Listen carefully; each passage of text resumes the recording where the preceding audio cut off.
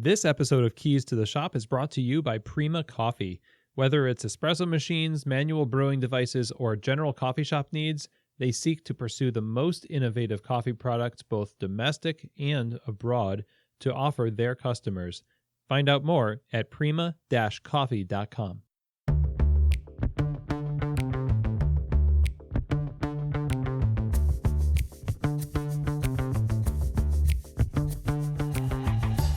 This is Keys to the Shop Founder Friday edition. Today we're talking with everyone. Well, hello everybody and welcome to Keys to the Shop Founder Friday edition. This is the last Friday of the year, and on Founder Friday we typically talk to an entrepreneur, a business owner, someone who started a coffee retail shop, and talk to them about their journey, the lessons they've learned from their failures, from their successes, things like that. And this time around, on the last Friday of the year, I figured it would be good, just like this last Tuesday, for us to take a look back at what were some of the most impactful points made by our fantastic group of past guests on Founder Friday. Now, before we do that, we want to thank our sponsor here at Keys to the Shop. Very grateful for Prima Coffee. Prima is a specialty coffee equipment supplier based out of Louisville, Kentucky. And from the beginning of their company, they've set out to make the best coffee brewing equipment available to the general public. And they curate what they offer. They really put a lot of thought into selection of what that goes into their offerings. Their focus is on curating the best equipment for every need, from grinders to espresso machines to under-counter fridges, pretty much anything you can think of for your shop, or just your home bar. If you want to set up a killer home bar, they've got what you need. You just go to prima-coffee.com and see what they have to offer on their website. They have a ton of stuff, and they also have a lot of resources to back it up. They really pride themselves on having the in-house expertise to help their customers get the right gear to fit every situation. And I've used Prima Coffee for a long time here at the stores in Louisville, and I've always been satisfied. So I would encourage you to go to prima-coffee.com, reach out to them, see how they can help you in your business, in your pursuit for better coffee. And my thanks to Prima for their support of Keys to the Shop, and also for supporting the industry by giving us the tools we need to do our jobs well. So, like I said, we're going to be looking back at 2017, and we're going to be listening into some clips from past episodes of Founder Friday, starting in order. We're going to go in order from January until November, and I'm really excited because this episode is just going to be a real concentrated dose of wisdom and insight and tips and tools that you can use to really help you in your business. And so we're going to start with first Founder Friday. That was back in January, and that was Taylor and Shem Doupe, and they're the owners of Cafe Soleil in Fayetteville, New York. They were a fairly new business when we had the interview. I guess they're a fairly new business now, but they are just killing it up there in New York. So in the clips I'm going to play for you, we had been talking about how they got started in their business, their different strengths and weaknesses, and learning about business itself. So Taylor discusses that briefly in this clip, and then Shem talks about goals and finding your place as a barista and somebody who wants to advance themselves and strike out on their own. So let's listen to Taylor and Shem Doupe of Cafe Soleil. To be very clear, it's not the business side of everything. It's very complicated. So I don't want anyone to be like, oh, it's so easy to run a business. You just have to have passion. That is like seriously important. But it is attainable and learnable. Yeah, but it's also something that you want to discuss with like an accountant. For sure. And go over understanding what profit margins and where you're saving money towards taxes and like little things that I don't think right off the bat you're concerned about. You're just concerned about opening. But then like also doing a lot of reading about just like basic business principles. how does like a barista who wants to put themselves out there find that, sound cheesy, that true north? What is that? Yeah. The guiding star it's a tough call for sure, but really, if it was me, I would I'd have what my priorities were, and I would try to not sway from those as much as I could if it meant that much to me. It's hard to know, like, if I take this position, am I going to be happy or unhappy, especially when there's a larger number looking you in the face. That's definitely hard to think past that sometimes. Right. But it's tough. But if you and you know that, man, if I'm not talking to people every day and I'm not making someone's day better, that's what makes me get up in the morning, and I'm not talking to me, I'm talking to Taylor. That's her thing.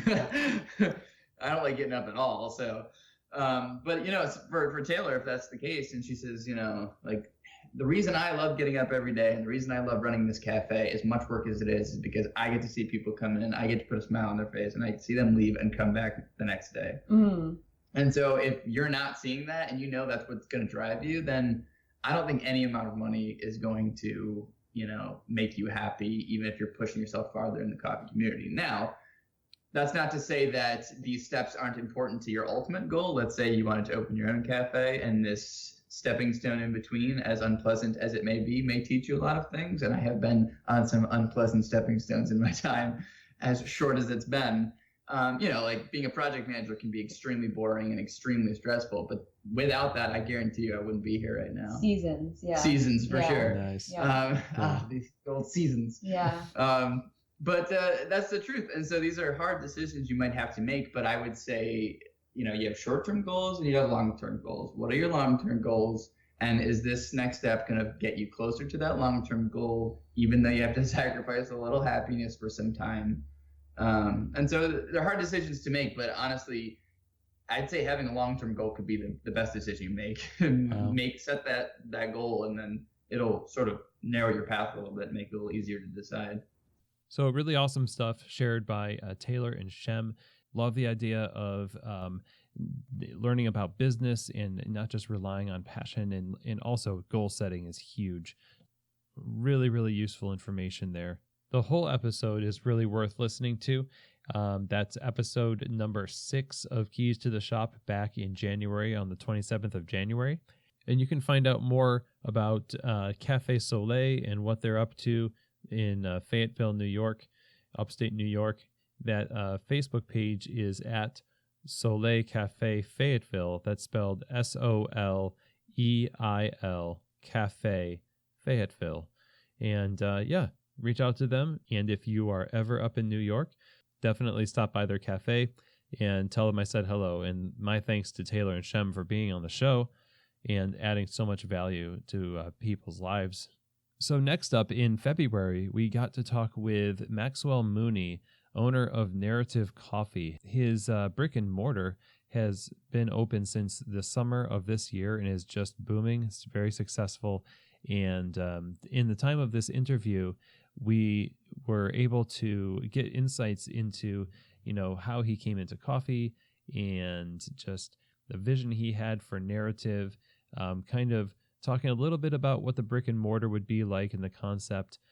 There's a part 2 to the interview, which I didn't include clips of, but we really get some insights in these clips from Maxwell on his passion for Everett, where he has opened his store, and also advice that he has for people who want to be entrepreneurs, who want to start businesses like he did. So let's listen to what Maxwell has to say in Founder Friday number 2 from February.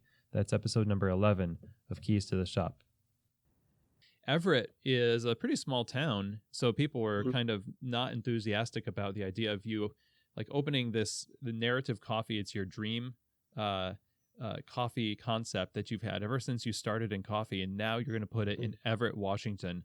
Why not Seattle? Why not a place where people are just groomed and ready to buy lots of coffee?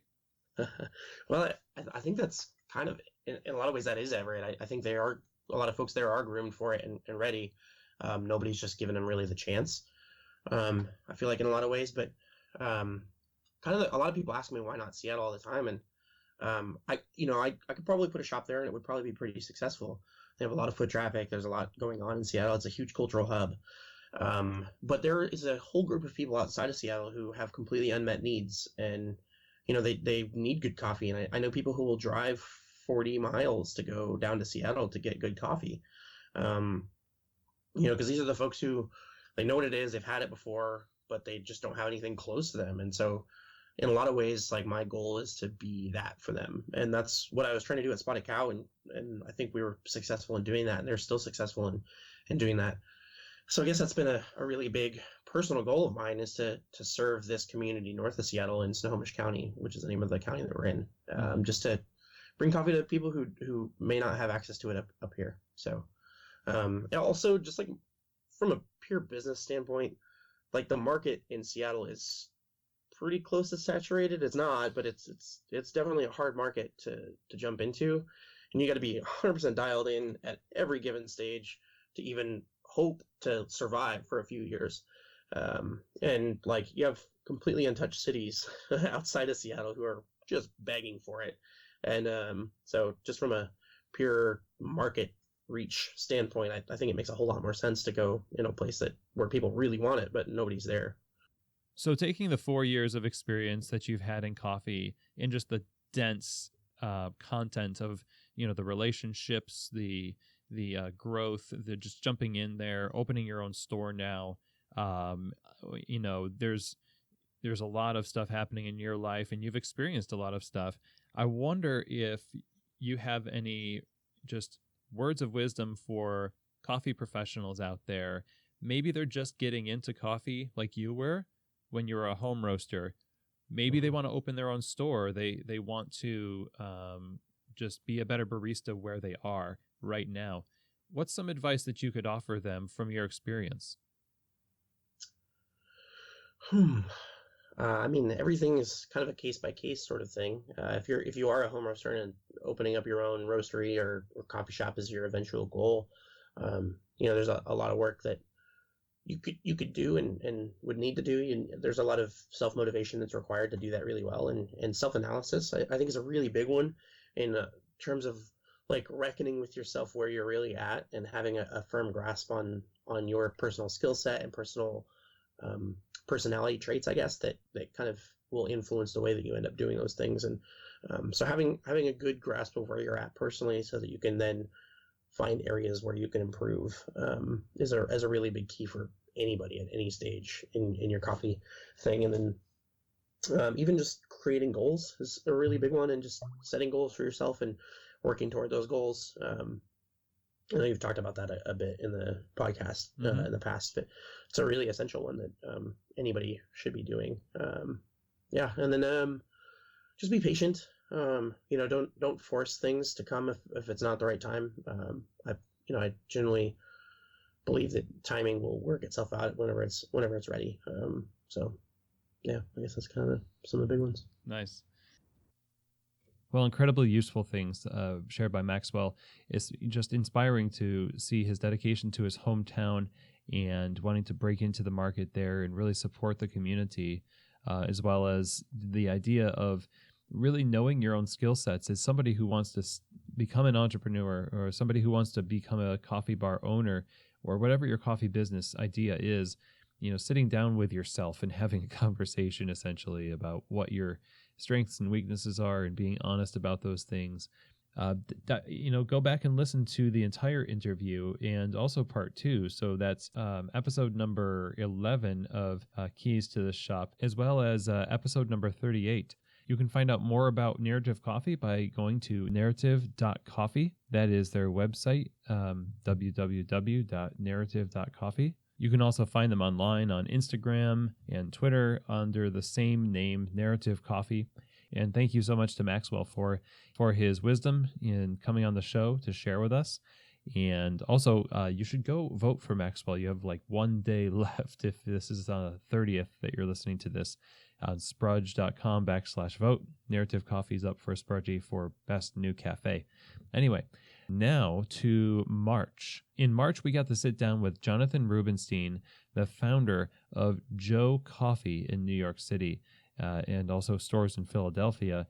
Jonathan was fantastic in this episode, shared so many impactful things, so many insights into the evolution of his business, and a business that Danny Meyer and the Union Square Hospitality Group saw fit to invest in recently.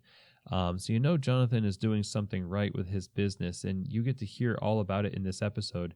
Where we come in the interview, we're talking about leadership and developing a team in a place where people want to work, and how that changes over time as a business grows. So let's listen into episode 17, the Founder Friday from March 31st with Jonathan Rubenstein of Joe Coffee. I think a lot of being a successful leader and leading a team is having great interpersonal skills and people skills, and being a great listener with the people who are working with you.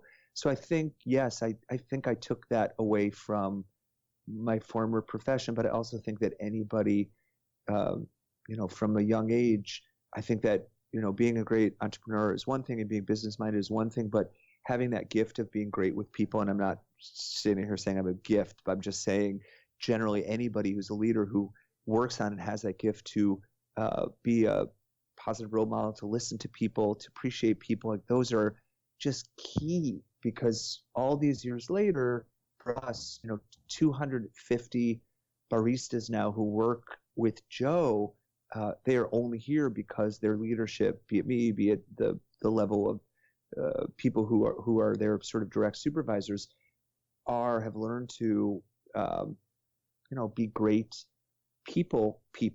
If we didn't have that, if we didn't strive for that, if that wasn't part of our culture, I'm 100% certain we wouldn't be where we are.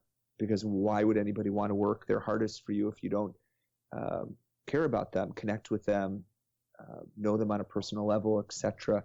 And be people need leadership. We've learned it's not just about being a buddy, but it's holding people accountable to to excellence and accountability and rules. And this, I think I'm probably going off in a tangent, not answering your question, but that's everything. That's the success. Otherwise, why would 250 people care to give great service and make great coffee? And I imagine that people would, who work for you, would want to hold themselves in accountability with others as well. It's a thing that they're looking for. Like if they're a leader, so. Yeah.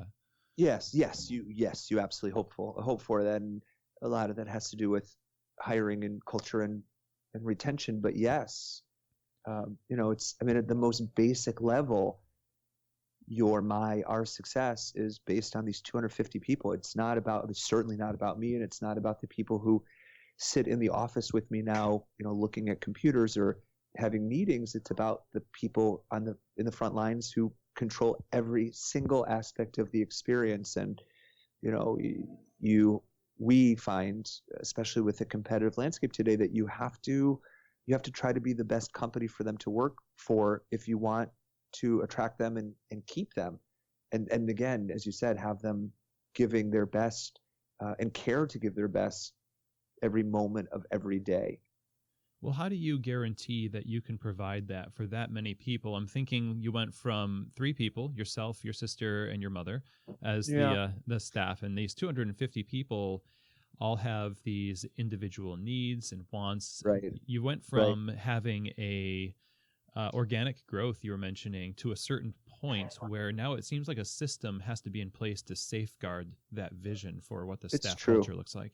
Yeah, it's true. I won't lie. It's very hard. It's probably our biggest challenge. As we grow, it will be more and more difficult. And I think what happens is I rely more and more on the other people the other leaders in the company who have more of a direct connection to those people, and listen to feedback as we talked earlier. But, again, now just sort of at a different level about what they need and how we can provide a great workplace where they want to stay and grow with us and not go to one of 100 other places in New York City where they could be a barista. Mm-hmm. And, again, it isn't easy, and it isn't, there's definitely no formula for it, and we're not perfect. We're learning always. There are always going to be growing pains. And the truth of the matter is, at some point, I've realized that there are going to be certain people, certain personalities who really want to be part of like a little mom and pop operation in Brooklyn where they work alongside the owner, and that is great. We're not that anymore. We can't be that, and I can't apologize for it. All we can do is do our very, very best to, have enough respect people work for us and have enough that draws them to look at why they would want to work for us, because there are then so many pros about working for a bigger company that I didn't understand as we were growing until we sort of had these things in place, educational opportunities that we can provide, social and cultural things, room for advancement. I mean, there's a lot. There are people that say, well, that sounds very corporate, or you are very corporate. I don't really know what corporate means. I mean, that's definitely not a word that I like, but I can see somebody on the outside or even the inside saying like, you're very structured. There are levels of, of jobs, and there are specific ways that you hire and promote, and rules, and a 60-page handbook, and it's all true, but it is what it is. That's what happens when you have 16 shops and 250 people who are working with you. But in a lot of ways, I think there's more good than bad, but it does take a specific personality, and we've definitely we've lost people over the years who want to work for a different kind of a coffee shop, and that is great, and that is what it is. I really appreciate Jonathan's perspective, a dedication to caring for his staff no matter how big the company gets. And, there are growing pains, like he said here, that it's natural part of the business. And it really is great to see that company continuing to just fight for the values that grew them to where they are today in the midst of their growth.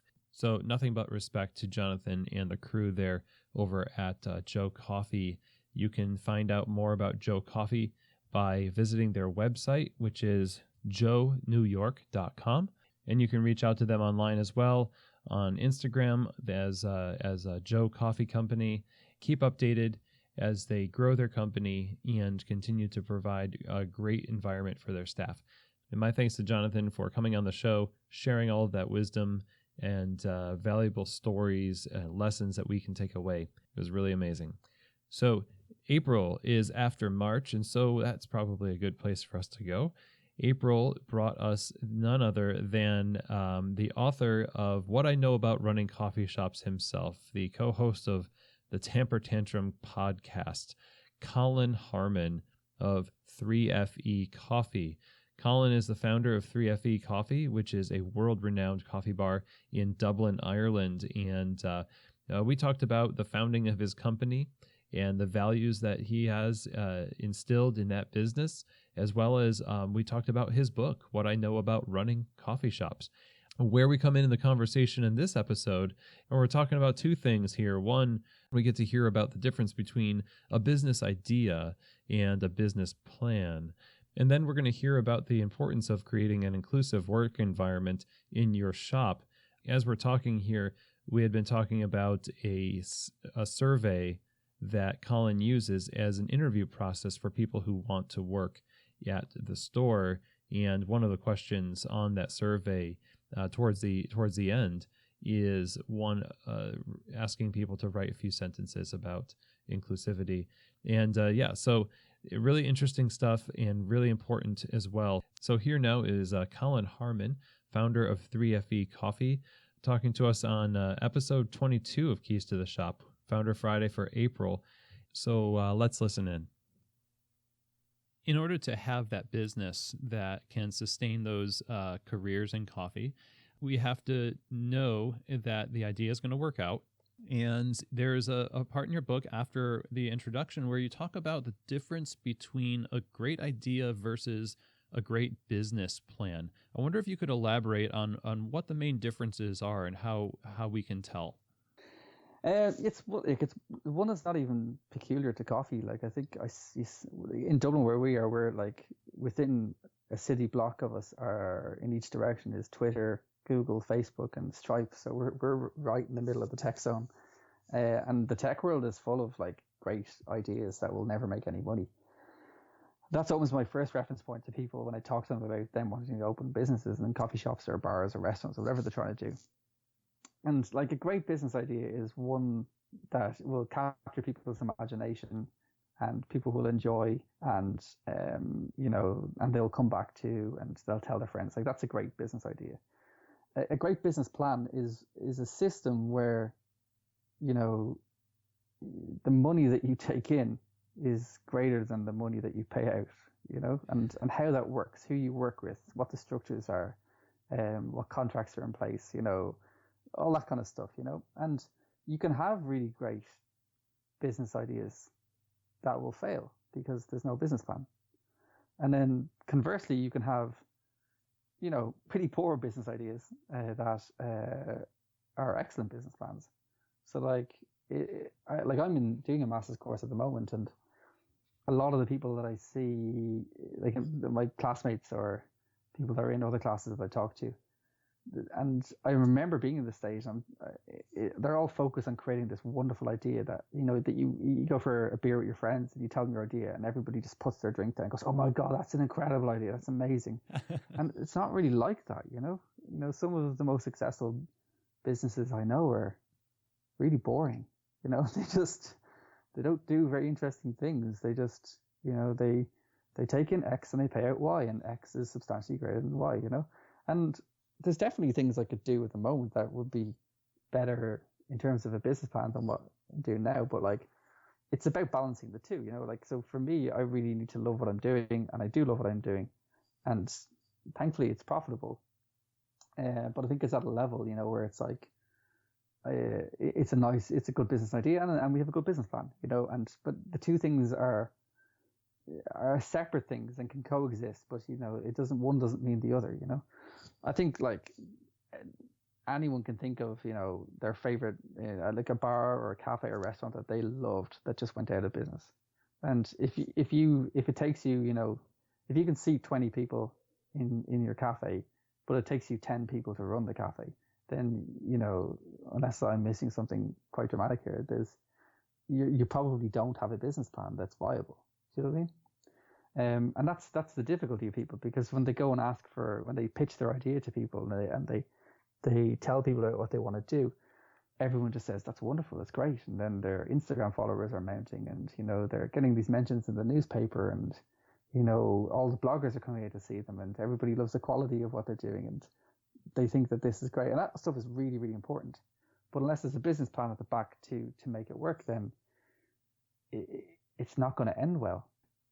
If things ever went so well that I was looking to invest in something, the first thing I would look for would be a business plan, and if people have a good idea about how they're going to make this business work, and even if the numbers are small, that to me is more impressive than somebody who's doing crazy numbers in turnover but is losing money, Mm-hmm. And I've seen this before. I've seen places that they'll spend 7 figures fitting a place out, and they've crazy turnover, but they also have crazy staff costs.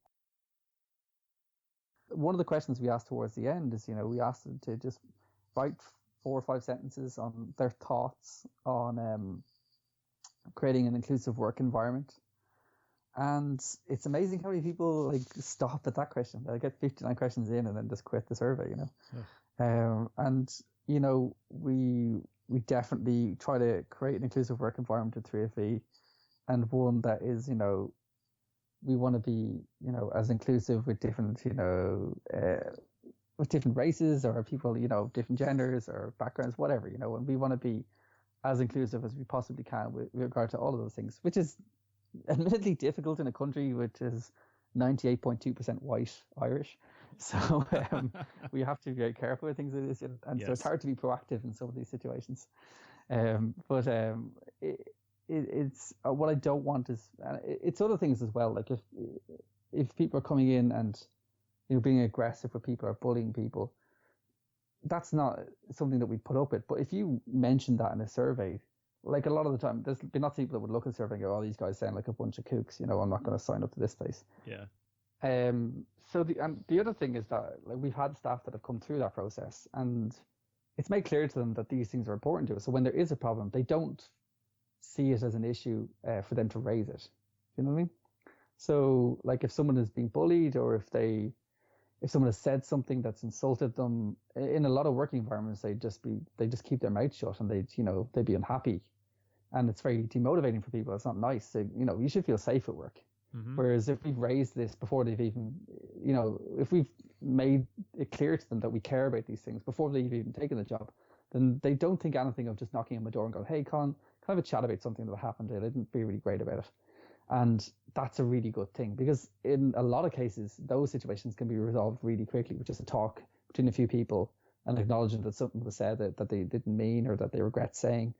And then everybody can move on. It's just an awful lot easier to do those sort of things. But clearing the way for people is really important. So, as you might suspect, very, very important things here. Obviously, the life of your business depends on its viability financially, and also the culture of your business relies on its ability to be a healthy work environment. And kind of two really key elements of a healthy business. And there are a lot of other elements, too, involved in a healthy coffee shop. A lot of those things are outlined in Colin's book, What I Know About Running Coffee Shops, which is up for a Sprudgie as well. So if you have the opportunity and you feel so inclined to vote for Colin's book, What I Know About Running Coffee Shops, you have 1 day left to do so. Anyway, really thankful for Colin taking the time out of what must be an incredibly busy day. The book, I think, had just launched or was getting ready to launch. So super honored to have him on the show, and just really thankful. So thank you, Colin. And you can find out more about 3FE Coffee by visiting their website, which is 3fe.com. And that is the number 3, not spelled out. And there you'll find all of their coffee and subscriptions.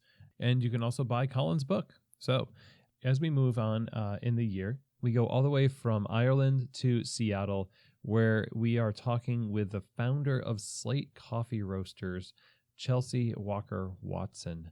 Chelsey is a fantastic coffee professional. Her shop, Slate Coffee Roasters, is top-notch and a world-class bar experience and roastery. So getting the opportunity to have her on the show for Founder Friday in May on episode 27 was really, really great. She shares a lot in this episode. She shares about the start of their business in their Airstream trailer, how they went from that to a brick and mortar. We talk about how, they transitioned into an existing business also.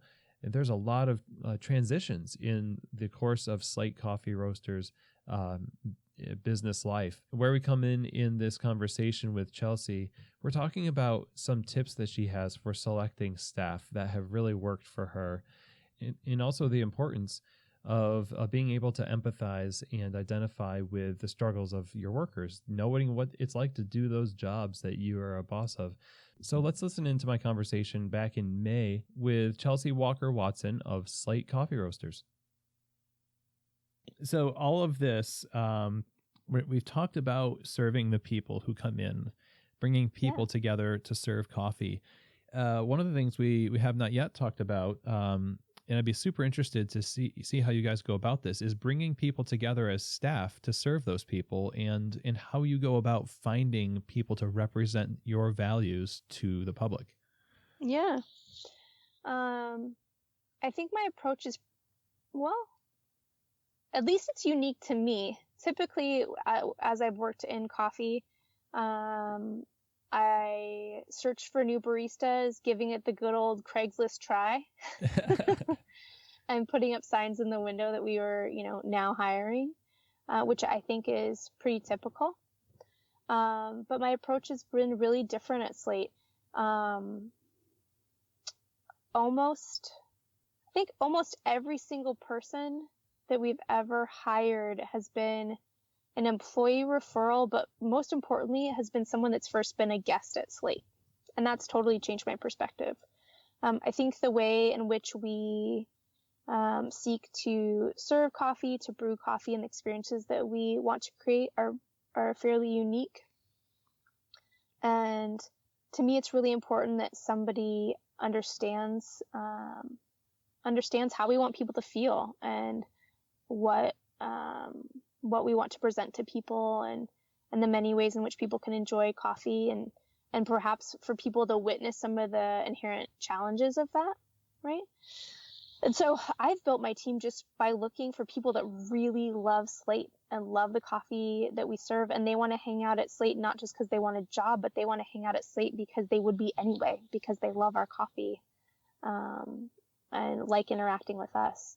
And by doing that, by hiring people that drink Slate before they ever think about having a job with us, I've been able to bring people onto my team that already have kind of a deep understanding of our culture, and most importantly, have a unique appreciation and empathy for the guests that we serve because they've already been a guest themselves.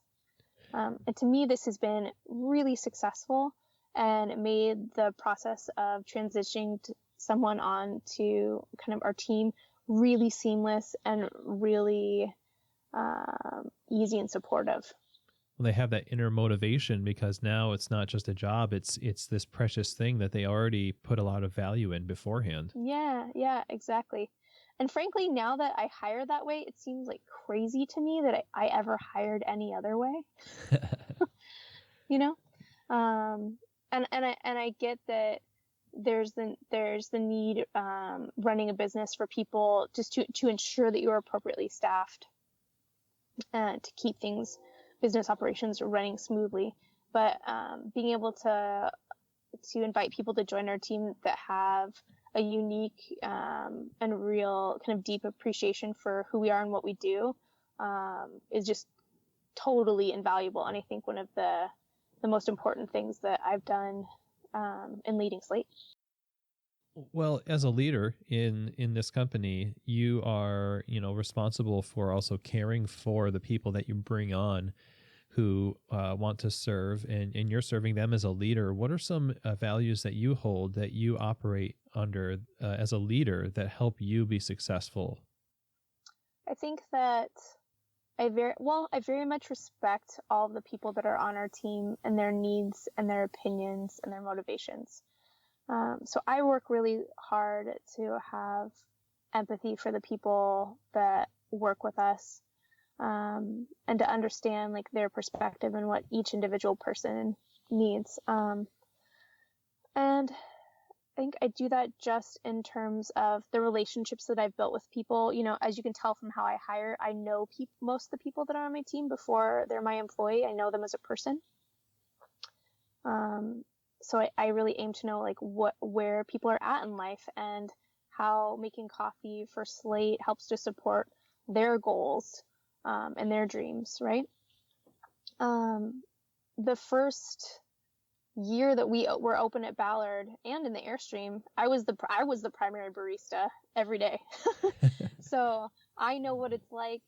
I know what it's like to make espresso and pour over at Slate, and I know what it's like to handle the challenges of our menu, our environment, and I know what the rewards are like for like blowing people's minds and giving them the best cup of coffee that they've ever had, and I know what it's like to take people through a journey of experiencing many different coffee and maybe giving them an opportunity to learn something new about coffee. And I think that simply because I've been able to work in many different roles at Slate and actively brew coffee, that perspective has been really valuable in leading people. Communication is really important to me as well. I think that honesty and respect are, of course, critical. I know every leader absolutely agrees with that.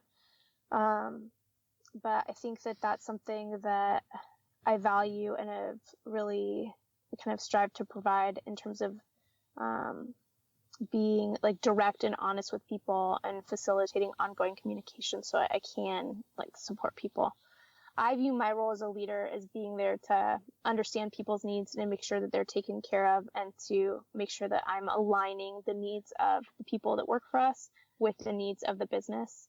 And through proper hiring and training, I think that that's been fairly easy to do. So super great things shared by Chelsey. I love the concept of hiring people who are already familiar with your brand and already have this buy-in with your culture. That seems really effective. and also just being essentially a servant leader and someone who can identify with the struggle of your employees. Having that kind of experience with different elements and jobs of your business is definitely something that I would recommend as well. So really grateful to have gotten to talk to Chelsey. Thank you, Chelsey, wherever you are, for coming on the show. It was really amazing. It was my honor to have you. And you all can find out more about Slate Coffee Roasters by visiting their website, which is slatecoffee.com. Get to know them, taste their coffee, and yeah, big ups to Slate Coffee Roasters. So as we came into the summer months, we got to talk with Katie Startzman for June, our June Founder Friday on episode 33. Katie Startzman is the owner of the Native Bagel Company in Berea, Kentucky. Berea is a super small arts town way south of Louisville in Kentucky. And I got to sit right across the table from Katie in her store, her basically new brick and mortar store. And she's not predominantly a coffee shop. She's a coffee shop, but her main focus is bagels. But she offers some really great insights here as she offers this perspective of somebody who's just experiencing the newness of a brick and mortar store.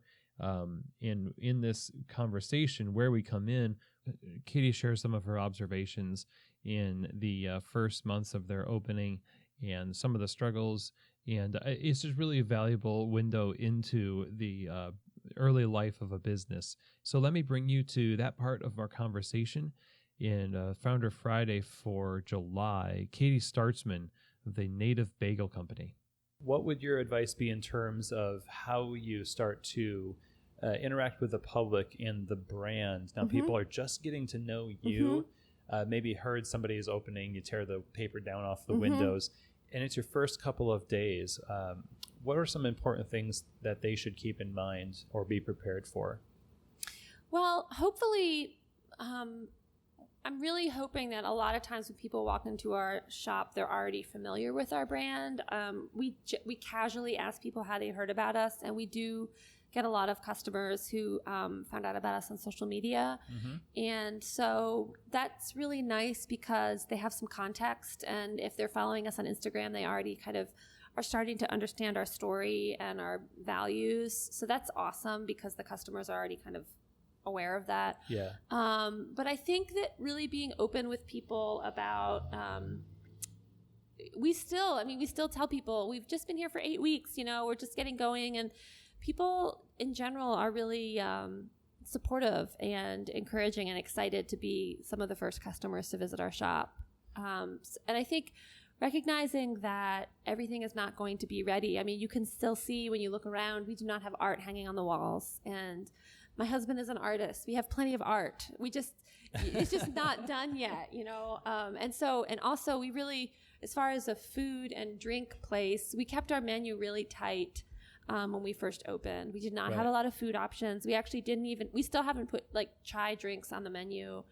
We just started doing cold brew 2 weeks ago. Right. We really wanted to keep things simple, especially and making espresso-based drinks was new to us. So that was a huge, leap to add those things. So keeping things really tight and realizing that it's not going to be perfect, but it was pretty intense when we first got started. Nice. Well, we start small in hours, start small in menu, and then expand. Is a lot easier to change things that direction. Yes. And it is to get people used to something and take it away. Yeah, that's definitely true. And so we have tried to do that. And I mean, I've been very open with people, like for instance, about our hours. And our days of the week. We're open 5 days a week, Tuesday through Saturday right now, and we're going to be expanding. But I think just letting people know that this is a family business and we're learning as we go and we're growing slowly and that kind of thing. And I think most customers appreciate that and recognize that. I mean, we still do. I mean, we have gotten some complaints about us not being open on Sunday afternoon. And I think it's hard because people's expectation is that we're going to be open all the time, like a fast food restaurant or something, So, yeah.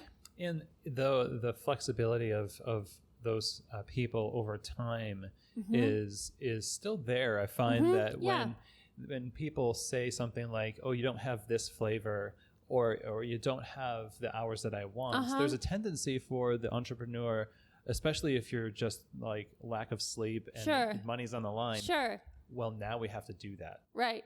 And so maybe be patient. It sounds like you guys are doing just that, being patient and just kind of letting it holistically grow instead of just kind of going out there and doing things as a reaction. Yeah, sure. I think it's smart. I mean, I do think it's hard to do that, you know. Yeah. But yeah, and just I think too, I think customers, I mean, I love my customers, but I also do think sometimes people will make requests not thinking about like the humans behind the service or what's, you know what I'm saying? Sure. And so I think we have to create those boundaries for ourselves and for our employees. Yeah.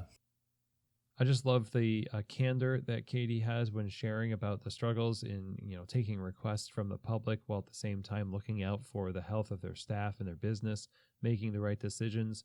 That is commendable and something that I think we all should emulate, especially considering that it'd be easy to just say yes out of fear, but having a real solid reason why you would say yes to something is extraordinarily important. So, Katie, thank you so much for coming on the show and sharing your story and some of the things that you've learned from your journey so far at Native Bagel Company. So if you're ever in the beautiful hills of southern Kentucky and you want to visit Berea, it's a really cool little arts town, and you want a bagel and a coffee, you should go to a Native Bagel Company. And that's basically the website too. So it's nativebagelcompany.com. And you can take it from there and explore that business a little bit more. And again, thanks, Katie, for coming on the show. So now July happened, and that is Maxwell Mooney's number 2, follow-up episode. So we go to August, where we talk with the owner and founder of Joe Bean Coffee Roasters in Rochester, New York, Kathy Turiano. I've had the pleasure of meeting Kathy in her store. I think when they even first opened, and I was just really impressed from the beginning with the quality and passion they had in their business. And so having Kathy on the show to share their journey from, the different iterations of their business to now how they're trying to really amp up and give back to the community with the success that they've had in their business and help their baristas succeed as well is really, really encouraging. So we come into this conversation talking about how Kathy has changed over the years of running the business, and she's going to give us some really cool insights here into working with family and also just working to make much of other people. So let's listen in as Kathy Turiano, the founder and owner of Joe Bean Coffee Roaster, shares with us on Founder Friday. So in the process of having to change the way that you see yourself in the business, you can't really go through business. They say that, relationships and business, or work rather, are two of the places in society that really challenge you personally the most. How have you changed for the better through this whole process up until now? I work with family, so which it involves just a whole. There's a whole bunch of challenges, I think, when it comes to working with family, and I think most times when people say that, it's a couple, a husband and a wife that work together. Mm-hmm. I think it's a little unusual that it's myself and my son.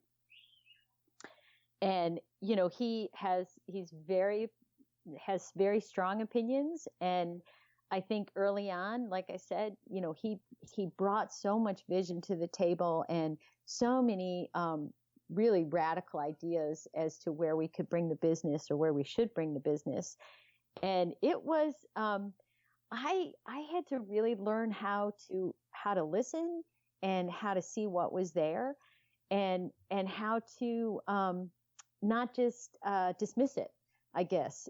Sometimes when you're the older one in the group, it's easy to say, well, you just don't understand.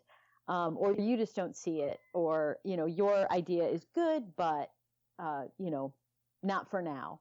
And although some of those things are valid, overall, I really realize this idea of partnering with the next generation is requires it is humbling, that they would have something that you don't have.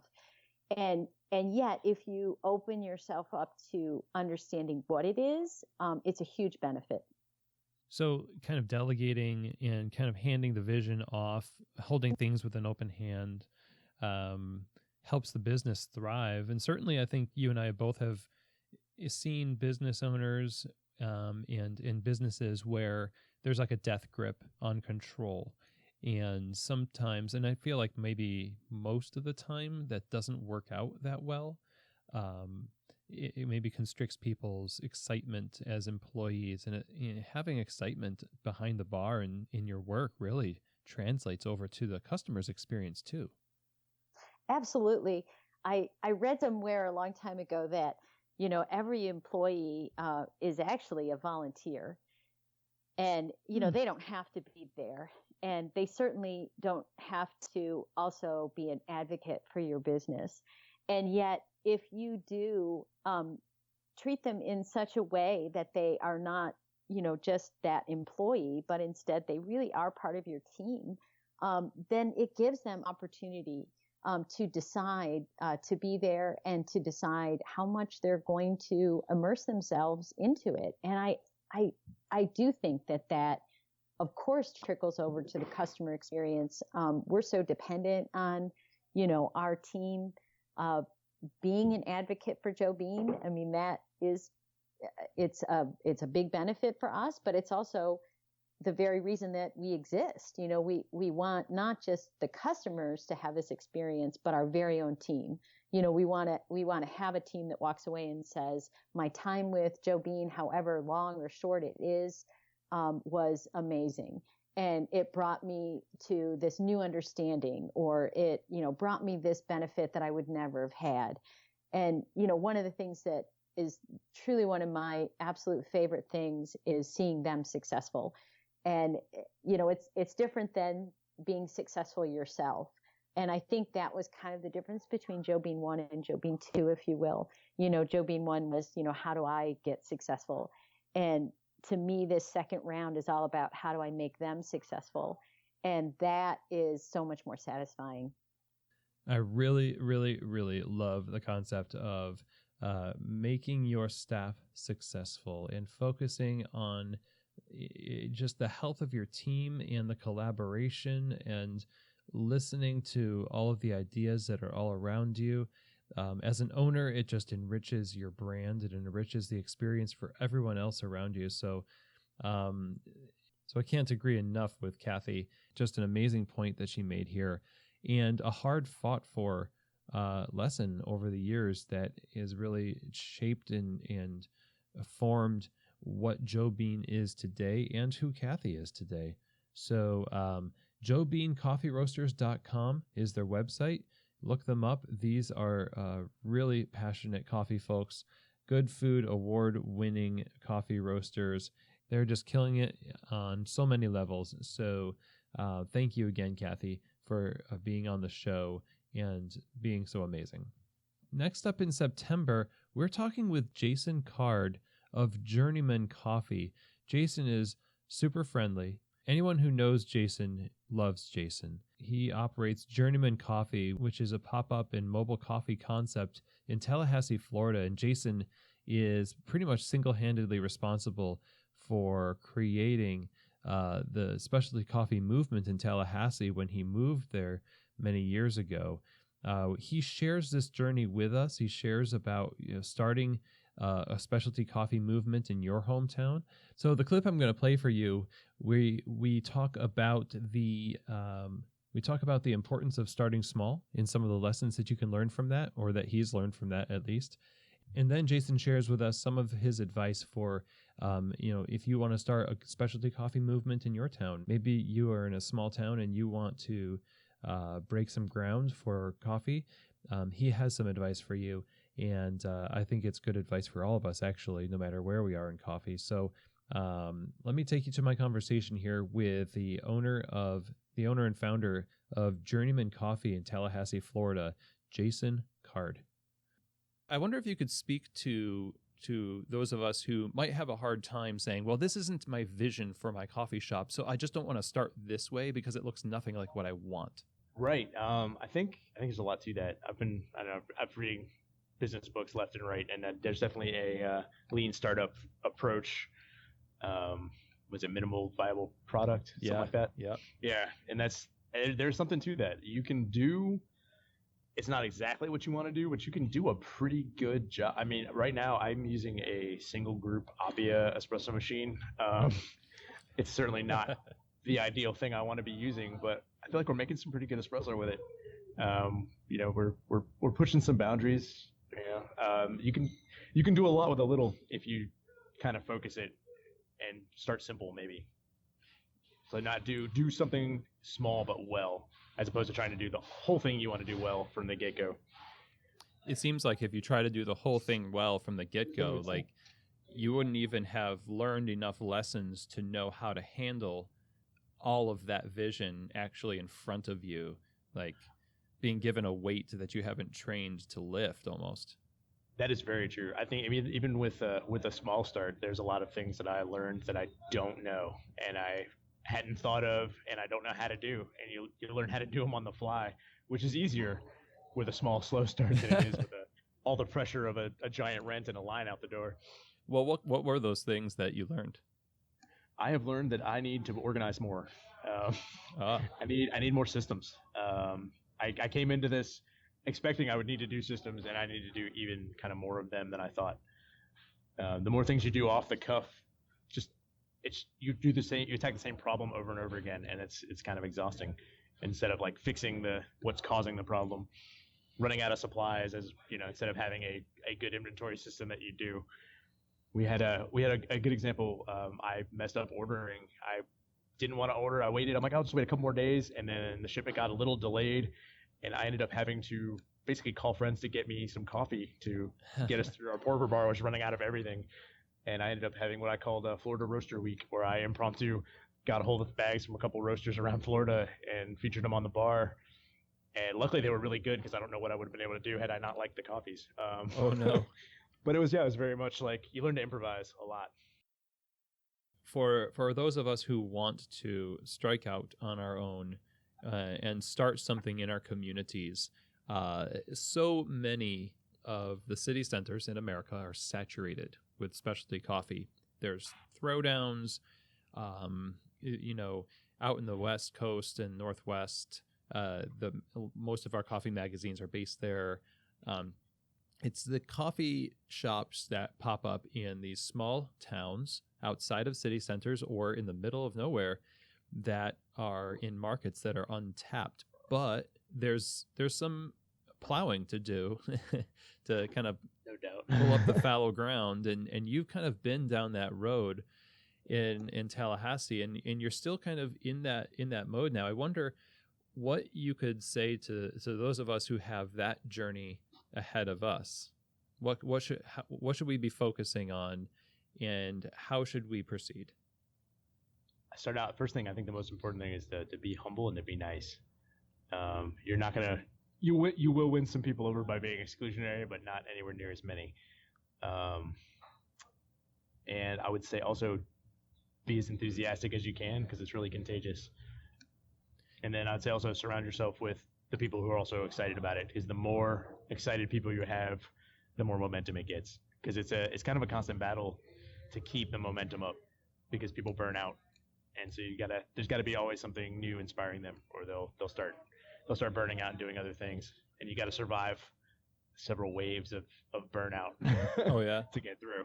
I think so. Yeah. It's like, yourself and then the people around you will also kind of come and go. What are some of the things that could burn people out in the process of trying to start something?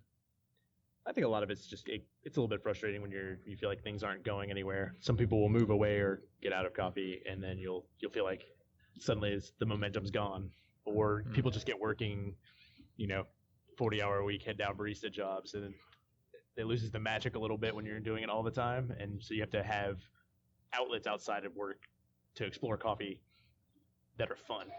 Okay. I think events are huge. We used to do a lot of, we should do more of these things.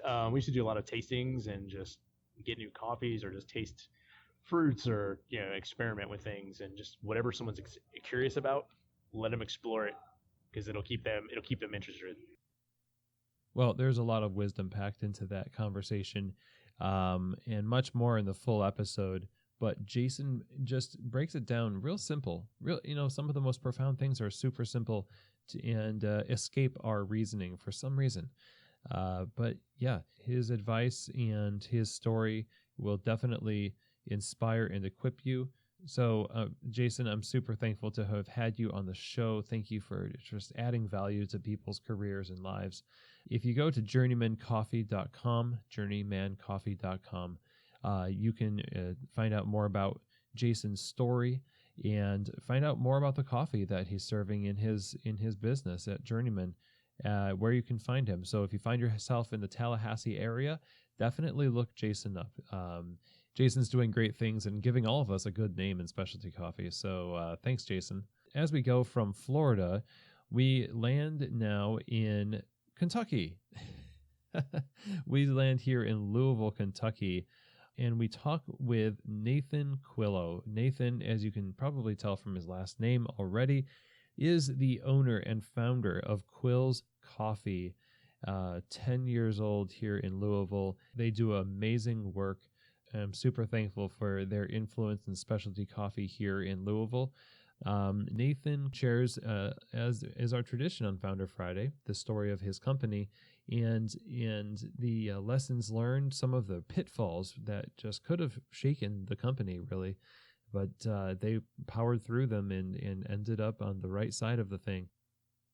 What advice throughout these 10 years, as you've been building this relational organization, serving the city and now serving the industry, really, and beyond, what advice would you give to entrepreneurs, people who are in the midst of maybe their first store and they're looking at expanding?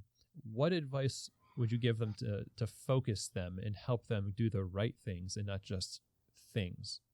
I think the number one piece of advice that I tend to share with people in these kinds of conversations is, self-awareness is critical. I think that there are a lot of amazing skills that entrepreneurs tend to have, and I know that there are certain skills that you can develop in home, but I would argue one of the most important skills for anybody running a business and any kind of leadership position is self-awareness. Know what you're good at, know what you're not good at, quantify those things, and then find people or resources to help you in the areas that you're deficient. It doesn't mean that you can't grow in those areas. I think you should, but I've always been very aware of my limitations and where, I am not skilled in a certain area. I'm going to try to find someone who's got that skill set and who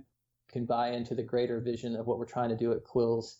And then they could run with that area that I'm deficient in. And I just keep doing that all around me. And now the team is doing that for themselves. They've learned to look at themselves, be humble enough to do, a self-assessment and know, hey, here's where I'm really strong and here's where I'm really not so strong and I need to grow and I need some help in these areas. So how do we do that? So that's critical. And it sounds so simple, but unfortunately, I've seen lots of business owners that don't have that kind of self-awareness. And, I see that limiting their ability to grow and to be successful or to have an impact in their community. So I think that's really important, just to know yourself, and then to know your team. I think is really important, just to really take time to understand what motivates the people that are around you, that are on your team. I think we assume a lot just because they're getting a paycheck, but we shouldn't do that. We should take the time to find out, what do they really value, what do they really care about, and then how can those things be introduced into the life of the company. And sometimes they can't, but most of the time they can, and they can then feel that much more invested in what you're doing, because they've got a place for their voice to be heard, even if it's just a little bit. And I think that's two simple things that I tell people. Know yourself, know your team. And the other thing that I mentioned earlier on is network. Man, I spend a lot of time just getting to know the city, getting to know people in the industry, getting to know people just in the local business association, chamber of commerce. That stuff pays off so much over time. There's a lot more in the full episode, but just the idea that we have to have knowledge of self, knowledge of your staff, and network with your community and get in touch with your community. I mean, if you just did those three things, that's super short list, but really involved and really deep. So really good advice from Nathan, founder of Quill's Coffee here in Louisville, Kentucky. QuillsCoffee.com is their website. Look them up on social media, follow their Instagram and Twitter, all the things, do all the things, because Quill's is a real champion of specialty coffee. And definitely go back and listen to the full episode with Nathan for our Founder Friday episode in October. That's episode 54 with Nathan Quillo of Quill's Coffee. So now we come to the final Founder Friday. That is a lot of F's. And the last one was one of the most fiery and motivational ones. Joshua Boyd, founder of Metronome Coffee and also owner of Tuning Fork Consulting. He joined us back in November, on the 21st of November, episode 59 for Founder Friday. He talks about Metronome. He talks about the mission behind it. And we talk about the goal of finding the rhythm of your own heart and how that translates into their coffee business. So where we come in this conversation, we're talking about what habits and what things Joshua does to create a successful business. As an owner, what does he do? What are the habits that he has? And then we talk about what owners can do. What can you out there who are running companies do to really create a collaborative environment, but also overcome fears that you might have of being vulnerable with your team that are holding you back from a successful business. So really cool stuff here. So let's listen in to Joshua Boyd on Founder Friday for November. And here we go. So as the years went on, 7 years now, what is it that you have done to maintain and nurture that? What is it that you as an owner engage in on a daily basis or weekly basis, the kind of habits that you have that you can say these are instrumental in helping this be maintained? For me, a big part is my personal pursuit. I really believe that a lot of what has created this organic environment in this place comes out of me being my truest self, because that's what's so beautiful about the idea of the metronome. I don't know if you've ever watched these videos on YouTube. They've got the suspended platform, and they've got 100 metronomes on it, and they put them in all different times of starting, and they're all set to the same meter, but they start at different times, and slowly but surely you watch all of these metronomes slowly drop into sync. And I really believe that it is my responsibility to be in constant pursuit, not only in my own personal career in the industry, but as an individual, as a human being, as a father, as a husband, as anyone, that I'm being the best that I can be, and willing to learn from every environment, and take those opportunities to bring that to my team. And so there's a lot of vulnerability in my team. There's a lot of people sharing what they're going through. We share meals together. We share time together. We spend as much time as we can, cultivating real relationship, and not being afraid of what's real, because we're real people. We deal with real people as customers as well as employees and ownership. And so, for me, that's key. For me, it's key that my commitment lies there. And then the engagements are more natural. It's like, nobody wants to feel like it's like, okay, employee, let's have a sit down employee owner conversation, and here's my checklist of things to talk about, and you tell me how this is going, and let me review your sales per hour, and et cetera. So you don't want it to feel contrived. These should be people that you know and love and care about, and the way you model that love and care for them is literally showing them how to love your customers well. We have a different attitude of customer service at Metronome, and I've come to like really bring this to a lot of wherever I go. Customer service is not the good that you bring to somebody. It's not like the dog and pony show of like, hey, customer service. It's really more the good you draw out of people.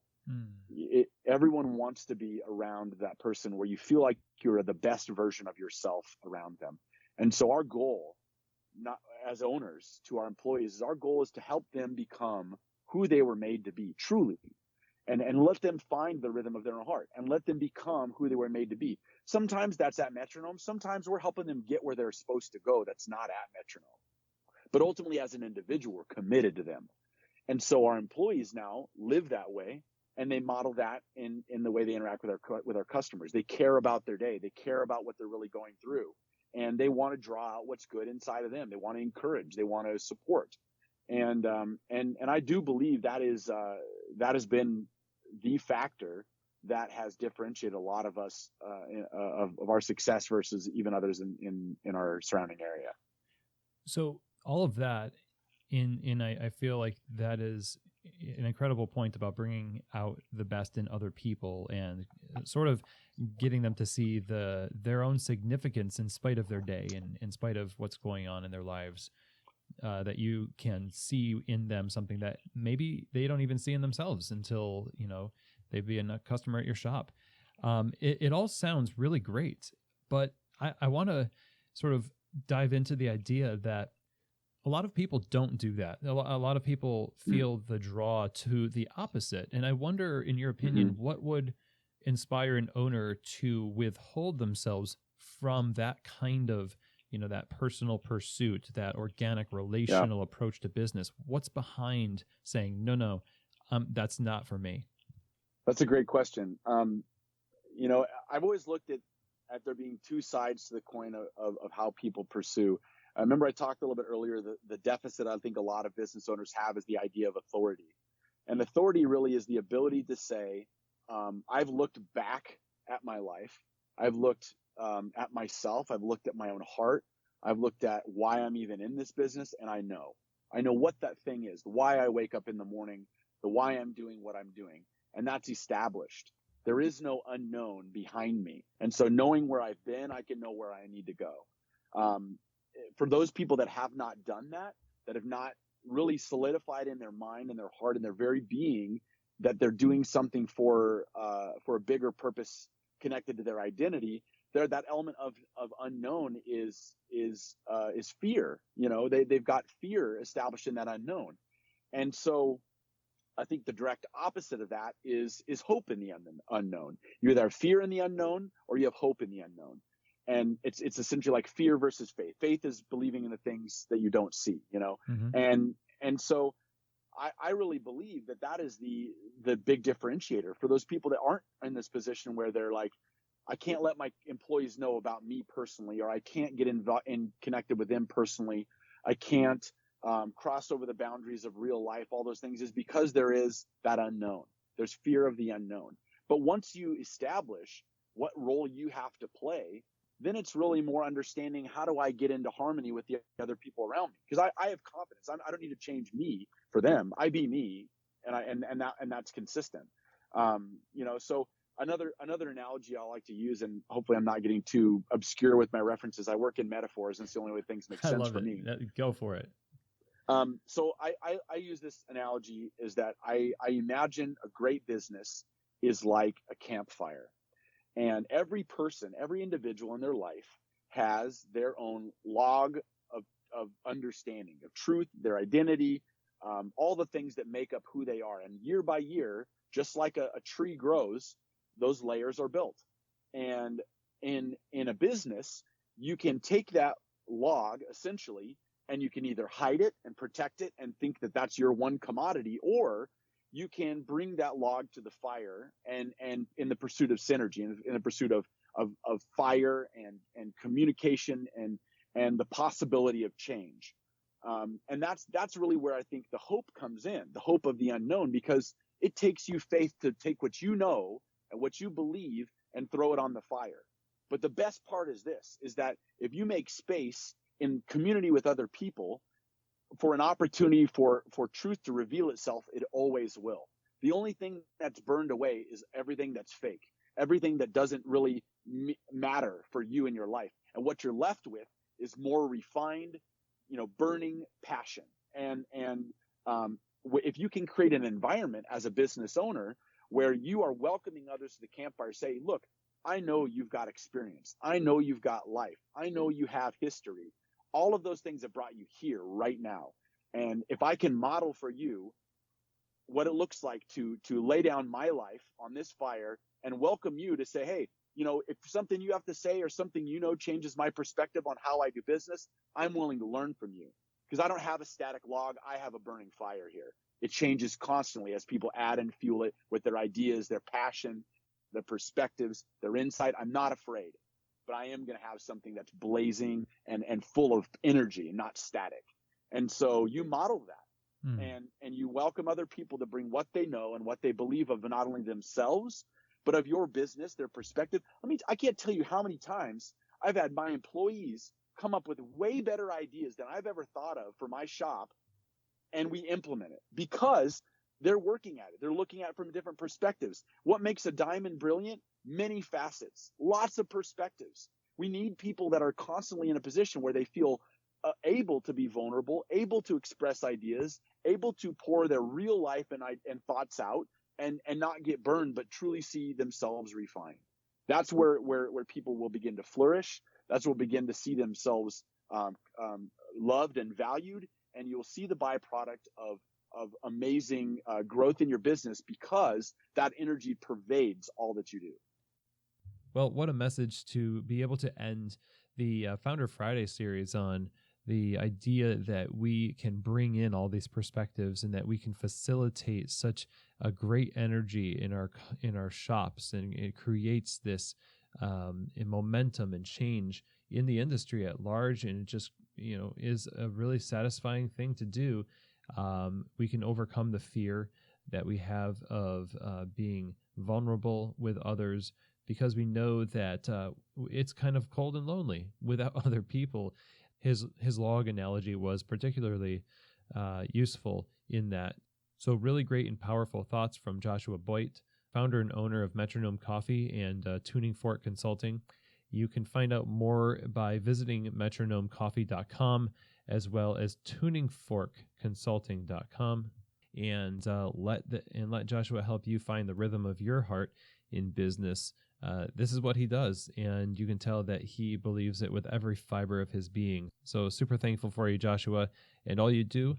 And thanks for the contribution to Keys to the Shop in helping really energize and motivate us. So that's it for this Founder Friday series of 2017. We'll be back featuring founders and owners of coffee businesses in January. We'll just have to stay tuned to see who is on the docket for that. In this episode 65, is actually the last Keys to the Shop of the year. So, man, I told my wife that, and she said she feels like it's just been 3 months. And in some ways, I feel like, yeah, it has gone by pretty quickly. And there's been such a great amount covered over the course of the last year.